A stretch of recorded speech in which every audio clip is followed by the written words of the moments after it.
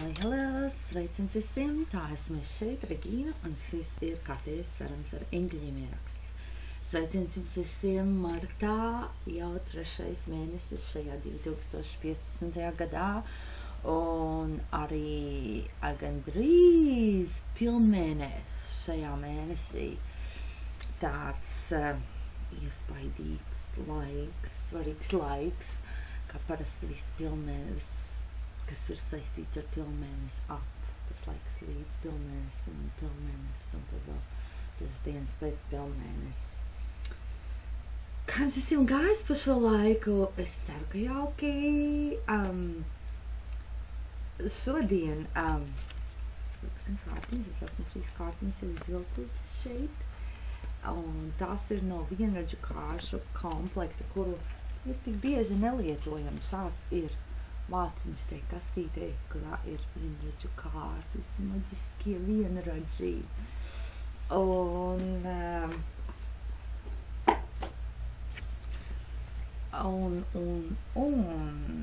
tā ļoti interesanti, man patīk šādas ir tās kārtiņas, kas ir izvilkušās šodienai.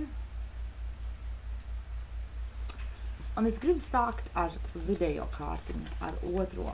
Nevis ar to pirmo, kas izvilkās, bet ar otro šoreiz. Un tā ir radošums. Un ar šo kārtiņu eņģeļi saka: zīmē, krāso, domā, dejo, dziedi, dari kaut ko. Un vienalga, ko tu darītu, dari to tādā radošā pieeja, tam ar tādu radošu pieeju, dari to tā radoši, vai nu tas būtu tieši jānozīmē, ka tu zīmē, dejo, krāso, kaut ko dziedi, vai dari ko citu, dari kādus rokdarbus vai ko, kas ir radoši. Vai arī kaut kam tādam ikdienišķam pieeja, tā radoši. Un es gribēju sākt ar šo kārtiņu tieši tāpēc, ka gribēju arī padalīties kādā tādā personīgā pieredzē ar šo radošumu. Ne personīgā pieredzē tieši, bet tas, ko es kas manā redzes lokā ir nonācis šajās pēdējās dienās un tā. Vakar pie manis bija kāda sievietes konsultācija, un viņa šo konsultāciju jau bija sarunājusi apmēram pusgadu iepriekš. Un es parasti esmu tāda diezgan skeptiska, ja cilvēki grib konsultāciju un sarunā jau gandrīz pa datumu un laiku pusgadu iepriekš, jo es šajās dienās šī kārtiņu likšana konsultācijas, to es tā uz puslodi apmēram daru, to es tā nedaru, tas nav tas mans pilnīgs darbs, un es tā esmu tā vairāk koncentrējusies šajās dienās uz grāmatām un nodarbībām, bet ja cilvēki mani atrod, tad es tā vienmēr piedomāju, kāds iemesls tam, ka viņi ir atraduši mani, un lielākoties cilvēki, kas kādu ilgu laiku iepriekš sarunā konsultāciju, man nav bijis tā pozitīvākā pieredze, ja tie parasti ir bijuši lielākoties cilvēki, kuriem ir tāds konkrēts skats uz to, kā konsultācijai jānotiek un kādu atbildi viņi grib redzēt, un tad, ja tā atbildi ir savādāka, tad tā konsultācija parasti neiet tā viegli un tā. Un tāpēc es tā diezgan skeptiski no vienas puses, bet atvērtu domu, ideju raudzījos uz šo konsultāciju, un tad man tā doma tāda bija, skatoties uz tiem visiem e-pastiem, ar kuriem mēs apmainījāmies.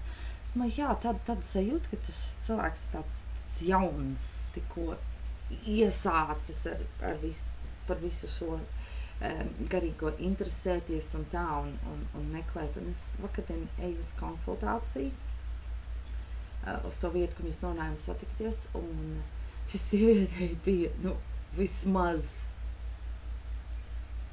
Es domāju, ka viņi bija 70. gados, vai nu vēlos 60. un agros 70. Kaut kas tā. Tāds bija. Un tad, jo vairāk mēs runājām, jo vairāk es manīju, kāpēc tā jaunā sajūta man bija, ka šis cilvēks ir jauns, tāpēc, ka viņas tas gars, tā domāšana bija tik ļoti tāda jauna, tāda svaiga, viņa tik ļoti bija,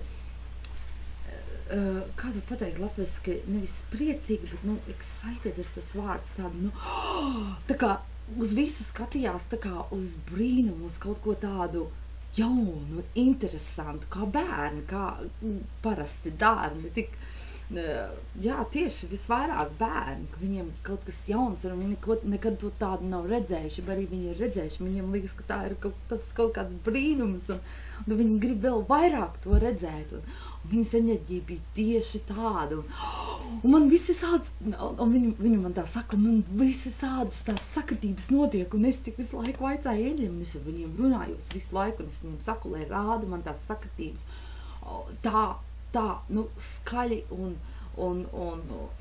tā, tā, ka es nepalaižu garām viņas, jo man visu laiku liekas, ka es palaižu kaut ko garām, un viss tik ļoti interesanti. Un es domāju, ja es nodzīvoju līdz tādiem 70. gadiem savā dzīvē, tad es gribētu, lai man tāda enerģija ir. Un tad es atcerējos, ka pirms dažām dienām es redzēju to video, kur sieviete, kurai bija 100 gadu, man liekas, 100. Viņa bija dejotāja un horeogrāfa, un viņa vēl joprojām radīja jaunas dejas un pati dejoja. Un tur bija tāds video klipiņš ar to, kur viņa pašlaik gatavo tādu jaunu izrādi, jaunu tādu dejas, nezinu, kā to sauc uzvedumu. Es neesmu dejotāja, nezinu, dejas terminoloģiju, bet, jā, un viņa ar vienu aci viņa neredzēja,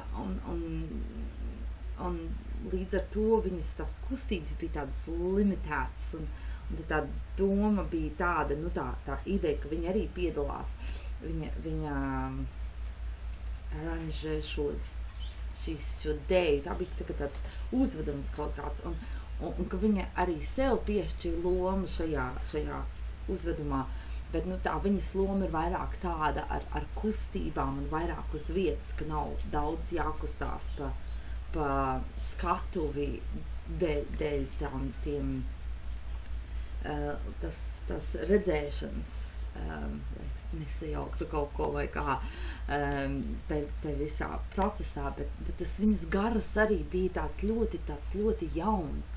Un un kad viņai vaicāja, kāds būtu viņas tas galvenais ieteikums, ko cilvēkiem darīt, vai kas varētu palīdzēt cilvēkiem arī ilgu mūžu nodzīvot, un tad viņa teica, dariet kaut ko radošu, radiet kaut ko, vienalga, kas tas būtu, bet dariet kaut ko tādu, kas radošs ir vienmēr, ja tas nav darbs, tāds, par ko saņem naudu vai kā, tik un tā, radiet kaut kādu veidu, darīt kaut ko radošu savā dzīvē, jo tad, kad jūs darāt kaut ko radošu, tad katra diena, katra reize, kad jūs pieķeraties pie kaut kā radoša, ir kaut kas jauns. Jūs neesat ieslīguši rutīnā tādā, un tas kaut kā tā riktīgi aizķērās manī arī, un tad saliekot kopā to, un to šīs sievietes teiktu, un tad to manu vakardienas piedzīvojumu, un tad vēl šodien izvilkās tā kārtiņa, jo tā pavisam noteikti es to neizvilku, ar nolūku, ka es tādu gribēju izvilkt. Un es šo visu jums stāstu vienkārši arī, kad, šīs kārtiņas sakarā, lai pastiprinātu šo eņģeļu ziņu caur šo kārtiņu, darīt kaut ko radošu, vai darīt kaut ko ikdienišķu, radošā veidā, jo tas palīdz mums palikt jauniem, palīdz mums vienmēr pilnveidoties, palīdz mums vienmēr kaut ko atrast jaunu, kaut ko saredzēt jaunu, Un vaicāt arī eņģeļiem pēc kaut kā jauna un pēc kaut kā tāda interesanta un kā šī sieviete vaicāt eņģeļiem, atcerieties, vaicāt eņģeļiem, lai nes jums ziņas tā skaļi un tā, nu tā, ka jūs nevarat viņas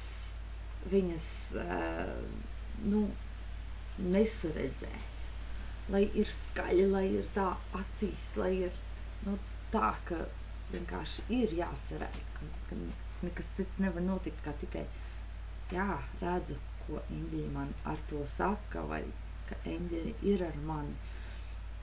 Un tā, jo tas arī viņa bija vairāk tādi stāsti par to, kā eņģeļi dažādas zīmes un ziņas ienes viņas dzīvē.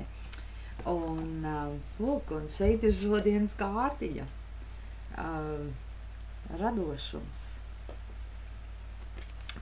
Nākošā kārtiņa ir ieklausies savās sajūtās.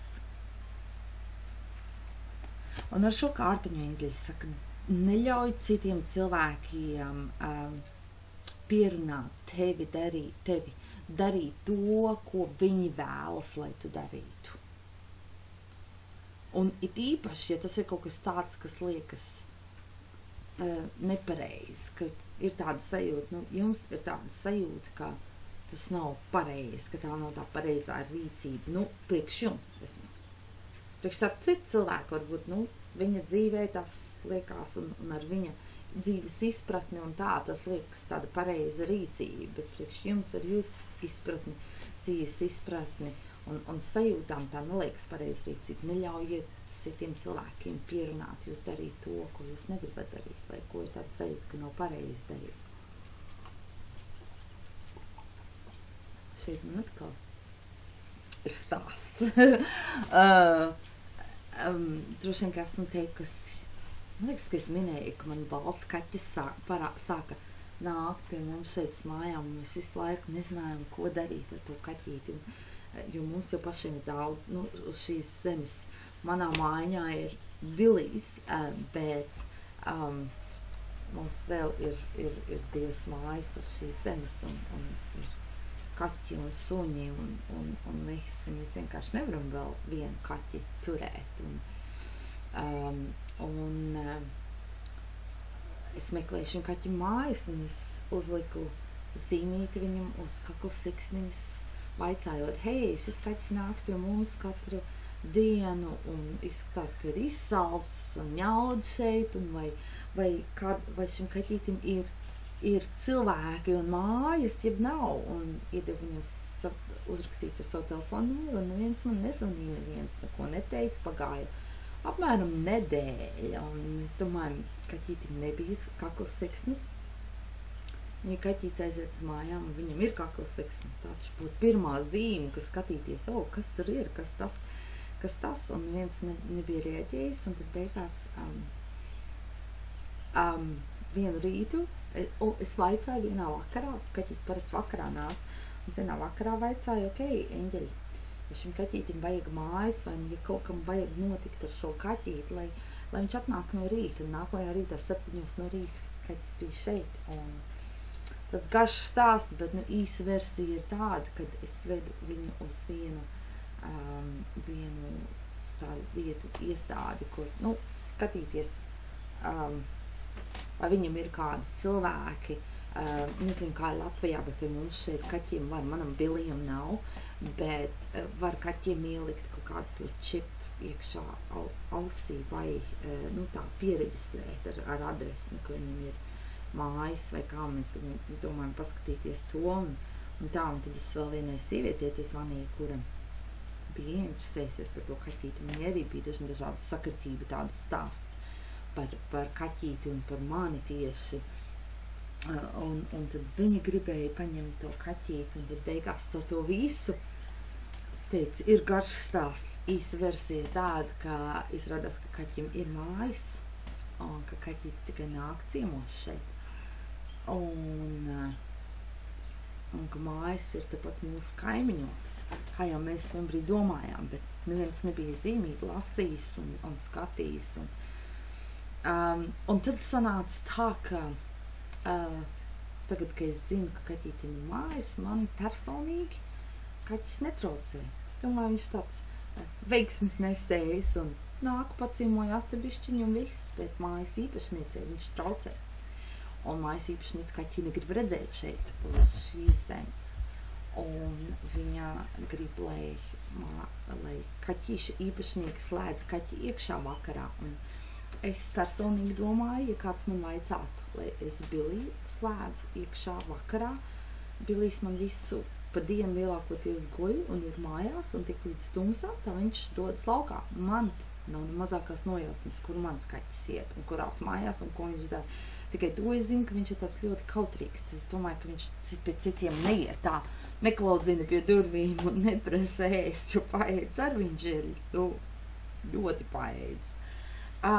Bet tad sanāca tā, ka skatīts kaut kā bija ar to, ka viņš nāca uz manām mājām, bija mana tāda, nezinu, manā atbildībā bet tāpat laikā šī nav mana personīgā zeme, es neesmu īpašniece un jāklausās, bet, jāsaskaņo, tas viss ir ar zemes īpašnieci, un man sanāca runāt un teikt, aizstāvēt mājas īpašnieci, jo, man patīk šeit dzīvot, šajās mājās, kur es esmu, mums ir tāda savstarpēji, tāda ļoti vienu otru respektējošas attiecības un tā.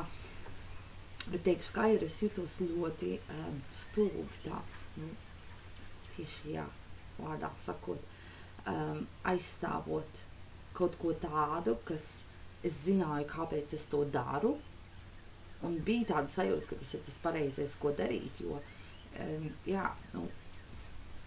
tajā brīdī, tajā mirklī, bet tāpat laikā mana personīgās sajūtas par to, ka kaķītis man personīgi ir vienalga, kā es teicu, ka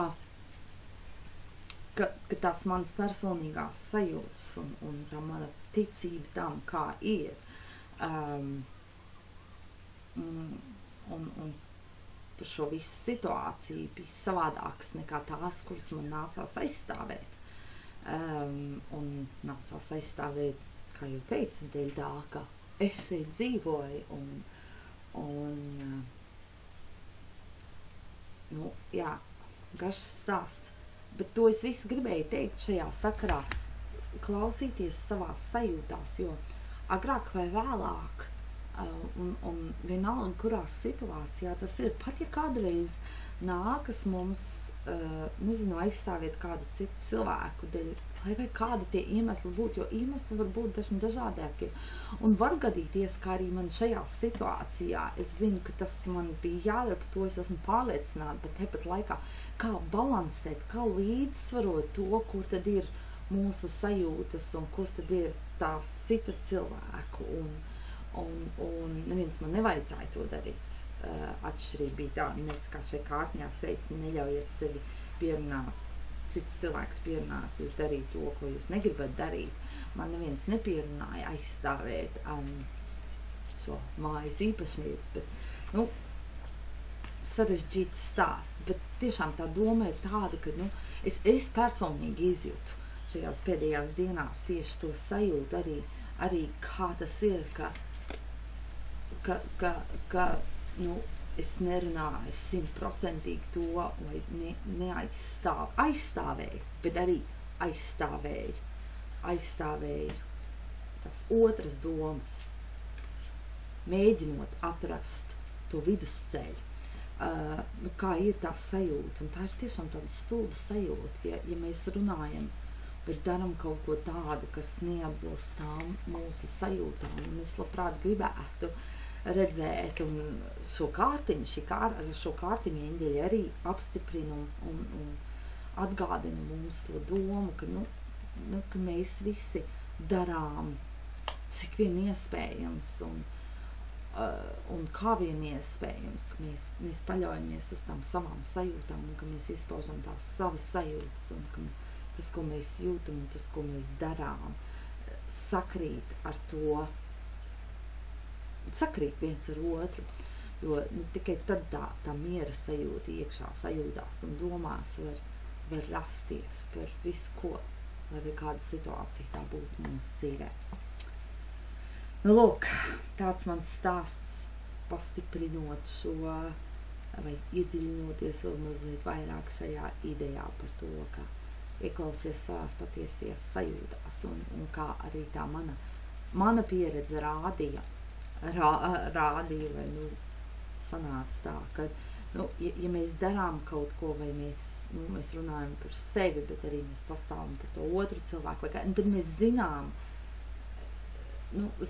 kāpēc mēs to darām, un ka mēs arī darām to zinām, ka šīs ir manas sajūtas, bet šīs ir arī tas, ko es redzu, kas notiek, un ka mums jāatrod kaut kāds vidusceļš, vai ka mums ir jāatrod kaut kāds līdzsvars starp to, ko mēs jūtam un darām, skatoties uz to, kādā mēs šajā situācijā esam. Un ja tās citu cilvēku domas un sajūtas nesakrīt ar mūsējām. Nu, lūk, un nākošā kārtiņa, trešā kārtiņa ir ģimenes kultūra, ģimenes tradīcijas, citiem vārdiem sakot. Un ar šo kārtiņu Indija saka, izzini dziļāk savu ģimenes stāstu, savu ģimenes vēsturi. Un kas man ar šo kārtiņu nāk prātā, ir tā doma, ka, ja jūs skatāties šo eņģeļu ierakstu, tad es esmu pārliecināta, ka jūs esat cilvēki, kas darbojas kaut kādā veidā pie savas garīgās izaugsmes. Un šīs garīgās izaugsmes procesā tas, kāda ir mūsu ģimene, kādas tās mūsu ģimenes tradīcijas neatkarīgi no mums ir, un ģimenes tā dinamika un ģimenes locekļu dzīves stāsts un tā pieredze un raksturs. Un arī to ģimenes locekļu un to ģimenes stāstu tas raksturs un arī katra cilvēka, iesaistītā cilvēka, kurā mēs esam iesaistīti tiešā veidā, ka tas viss kaut kādā veidā savstarpēji ir saistīts, un tas pirmais garīgās izaugsmes procesā vienmēr ir tā saredzēt, kāda tad ir tā sakritība, kādas ir sakritības, kas ir tas vienojošais varbūt vai ne pozitīvā ziņā vai negatīvā ziņā, kas ir tas vienojošā tēma, un vai mēs gribam turpināt šo vienojošo tēmu, vai mēs vēlamies neturpināt šo vienojošo tēmu. Atkal, ņemšu par piemēru manu vakardienas klienti. Viņas ģimenes situācija bija ļoti sarežģīta. Ne tikai viens aspekts, bet visi iespējamie aspekti. Un viņa bija tas cilvēks, kas kā eņģelis turēja visu tā kopā, kuras zināja. Visus tos samežģījumus un visu to, kas bija noticies, kas tās ģimenes locekļu tur grupas situācija ir tāda, un tās ir tāda, un tie nezin par to, un tie nezin šajā grupā viens un otrs, un viņi nezin viens par otru, un to, un tā. Viss bija tāds muģeklis bija, bet tepat laikā viņa bija atradusi to veidu kaut kā atdalīt to visu no sevis, saredzēt to, kas notiek.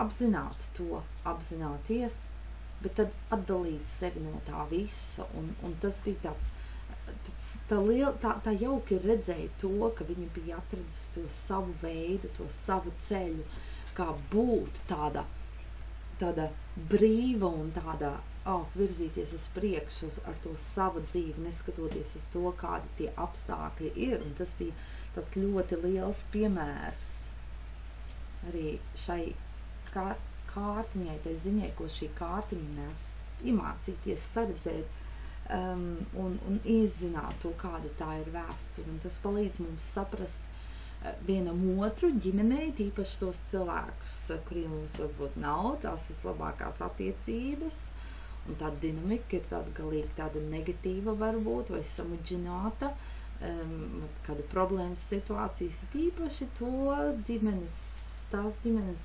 vēsturi un lai saprastu, kāpēc notiek tā, kā notiek, un tas nebūtu nenozīmē, ka tas, kā notiek, vai tas, kā kāda šī cilvēka attieksme pret mums var būt, vai pret situāciju, vai kā, tas nenozīmē, ka tā ir ok, bet ja mēs to saprotam, tad mēs varam arī skatīties uz to, ko tad mēs varam darīt, lai, ok, es redzu es redzu skaidri, kāda šī situācija ir un kāpēc tas ir tā un savādāk un tā, bet tad ko tad es varu darīt, lai tas mani neietekmētu, lai es varētu virzīties uz priekšu savā dzīvē ar to, ko es daru, tā kā man gribētos, kā man patīk, kā man liekas, ka ir pareizi, neatkarīgi uz to, kāda tā citu ģimenes locekļu tuvāk vai tālāk, ciešāk vai netik cieši iesaistītu reakcija vai darbība ir. Lūk, tādas šodienas kārtiņas un šodienas stāsti un runāšanas un idejas, un es ceru, ka tas jums palīdz kaut kādā veidā jūsu dzīvē, jūsu situācijās, un tā bija šeit, Regīna, un šis bija kārtējs sarunas ar Regīnu ieraksts.